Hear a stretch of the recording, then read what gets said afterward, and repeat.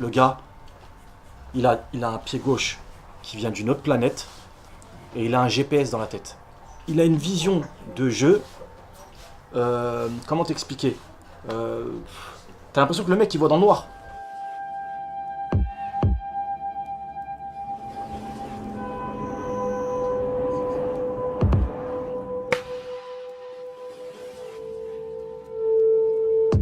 C'est pas une ville riche. Ici, à Sarcelles, il faut se débrouiller. On va dire on est un peu dans la jungle. Sarcelles, c'est une ville de foot. Ça joue au foot partout.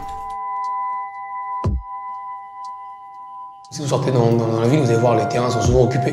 Devant les maisons, les gens jouent au ballon. Quand tu joues ici, tu joues pour 1 pour gagner, 2 pour humilier l'adversaire.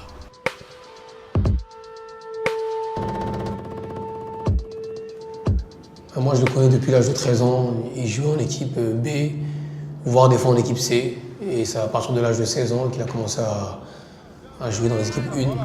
C'est pas mal ça, c'est pas mal. Là, vous jouez ensemble, merci. C'était le plus frais, donc le plus petit.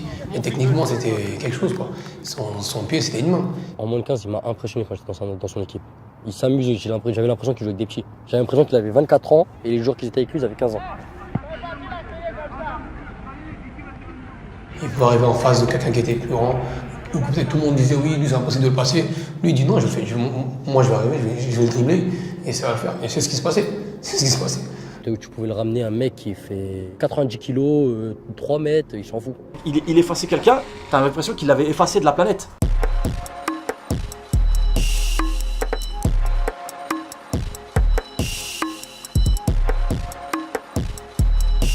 Et en futsal, les petits ponts on les compte plus. Hein. Les petits ponts, les virgules, la spéciale. Il y en a combien ils se sont couchés par terre? Il y en a même un, je crois qu'il a fini à l'hôpital un jour. Et c'est vrai, on a appelé l'ambulance. Sa spéciale, c'est quand il avance, il revient, il met feinte. T'es obligé de la grailler celle-là. Même si tu la grailles 2 fois, 3 fois, 4 fois dans le même match, la 5e fois tu la grailles encore. Et là, ça, c'est son geste. Plein de gens te diront ouais non mais techniquement il était au-dessus. Oui techniquement il était au-dessus. Mais il a toujours cru en lui et il a toujours tout mis en sa possession pour percer. C'est-à-dire qu'il n'a pas laissé le destin faire les choses.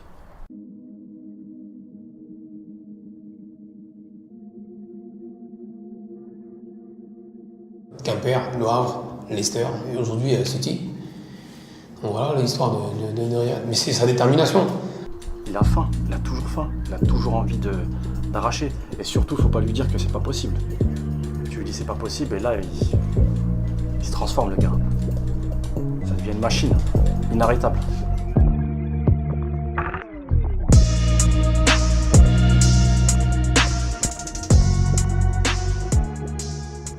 Un truc qui m'a marqué, c'est le jour où il a eu le trophée des meilleurs joueurs de Première Ligue.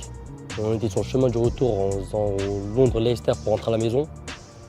Limite, il me parlait avec le cœur, il voulait pleurer. Il me disait, les gens ils croient que ça va s'arrêter là. Ils savent pas ce que j'ai dans la tête.